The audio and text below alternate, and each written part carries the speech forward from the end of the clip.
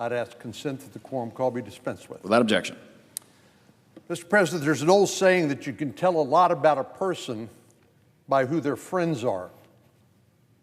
It's also the case you can tell a lot about a person by who their friends are not. And this could easily be said about many within the Democratic Party at this time. It continues to amaze me the way that the widespread phenomenon of Trump derangement syndrome has led many Democrats to take what is so obviously the wrong side on almost every occasion. This pattern of behavior touches on matters across the policy spectrum, from refusal to participate in patriotic celebrations to deliberately siding with some of the worst human beings on the planet. This bizarre conduct was on full display a few weeks ago at the President's State of the Union, when many Democrats couldn't even find it within themselves to stand up and celebrate the U.S. Olympic hockey team, who had just won a gold medal in an epic victory against our neighbor to the north. Very, very strange. But this refusal to celebrate the victory of the U.S. men's hockey team was not limited to the State of the Union. Somehow the Trump derangement syndrome has sustained an entire internet controversy around this group of young hockey players who should be celebrated by all Americans, regardless of politics. The fact that Democrats are incapable of checking their politics at the door on literally any topic speaks volumes about their mindset. Now, it's only common sense, and this has been something that happened since Ronald Reagan first started recognizing individuals for their accomplishments and their patriotism in the audience at the State of the Union. It's only common sense that President Trump would recognize these Olympic athletes who won the gold medal. It shouldn't have been controversial, but yet, thanks to Trump derangement syndrome, it was. But this strange behavior doesn't stop with hockey. We heard the same message loud and clear in January following Operation Absolute Resolve. President Trump pulled off an impressive feat along with the incredible demonstration of professionalism and competence by the U.S. military in apprehending Venezuelan dictator Nicolas Maduro in the dead of night, with no American lives lost during the operation. Somehow, Democrats' response was reflexively to criticize the president for conducting what they called a violation of international law. It's astounding to me that anyone who cares about law and norms would side with a dictator like Maduro.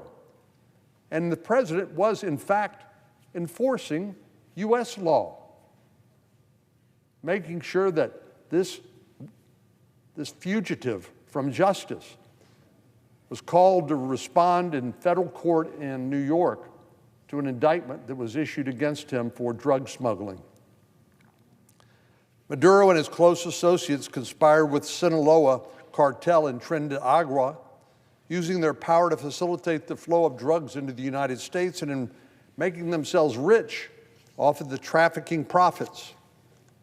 Maduro also gave America's enemies a foothold in the Western Hemisphere, including providing safe haven to Lebanese Hezbollah, partnering with Iran and Russia to evade U.S. sanctions, and partnering with China to procure military equipment and other tools used to repress the Venezuelan people. Under his rule, the government of Venezuela rapidly devolved from a democracy into an authoritarian dictatorship. How is it that the very people who claim to care about democracy and protest in the street with signs that say "No Kings" are cheering or siding with a literal dictator in order to demonstrate their opposition to the democratically elected President of the United States, just because his name happens to be Donald J. Trump? It makes no sense at all. But the left-wing outrage goes on. We saw it again last week in response to Operation Epic Fury. President Trump and our brave military service members successfully eliminated another dictator who literally murders his own people in the streets of Tehran, the supreme leader of the Islamic Republic of Iran, Ali Khamenei. Once again, the Islamic Republic of Iran, under his leadership, was far from a beacon of democracy and human rights, as I said. The United Nations, which is not a model of courage when it comes to calling out abuses, has repeatedly found that his regime engaged in excessive use of force, systematic torture, enforced disappearances, and pervasive persecution of women and young girls. Even the liberal bastion known as the Human Rights Watch has criticized his regime for its persecution of religious minorities. While others have decried the widespread and systematic killings, imprisonment, and torture of civilian protesters, all of this adds up to their status, the regime's status as the world's largest state sponsor of terror, funding the Houthis, Hamas, Hezbollah, and the Shia militias. We know the Houthis have attacked U.S.-owned and operated ships passing through the Red Sea. And Hezbollah, which has been estimated to receive 70 to 80% of the funds from Iran's patronage accounts, has repeatedly set up criminal operations in the United States and in the Western Hemisphere. And most significantly, Iran has long pursued nuclear weapons, maintaining a stockpile of uranium enriched up to 60% purity, just a step away from the 90% weapons grade for uranium. After President Trump dealt a severe setback to Iran's nuclear sites through Operation Midnight Hammer, Iran quickly began to rebuild these sites, including ballistic missile facilities.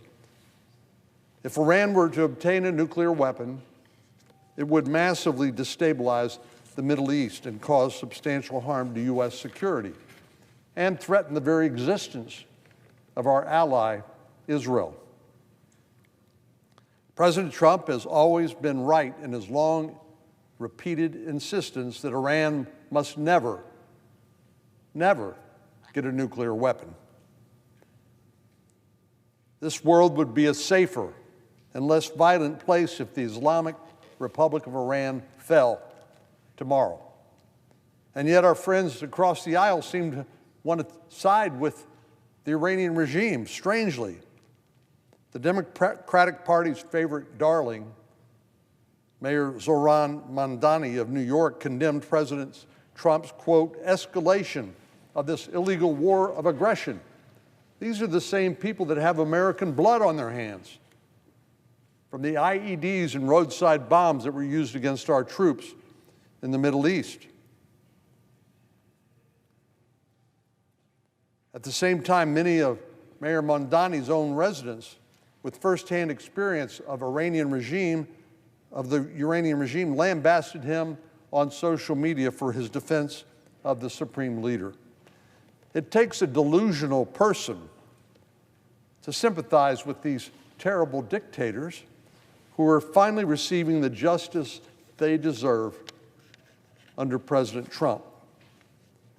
But this is just the tip of the iceberg with regard to the madness that left-wing agitators will embrace in order to register their opposition to the president. As my colleagues here all know, we're currently in a partial government shutdown with no path forward to passing appropriations for the Department of Homeland Security.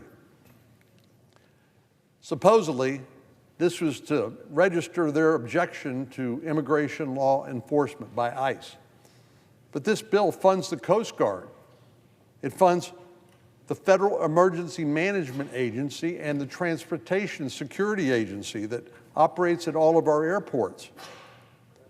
We are one natural disaster away from a very severe emergency, while FEMA is out of money. And while none of us enjoy waiting in the line at airports for security, defunding the workers who perform this essential service to keep us safe while we travel is nothing short of absurd. Now, this comes on the heels of a record-long full government shutdown by our Democratic colleagues when so many of our essential workers were forced to work without pay.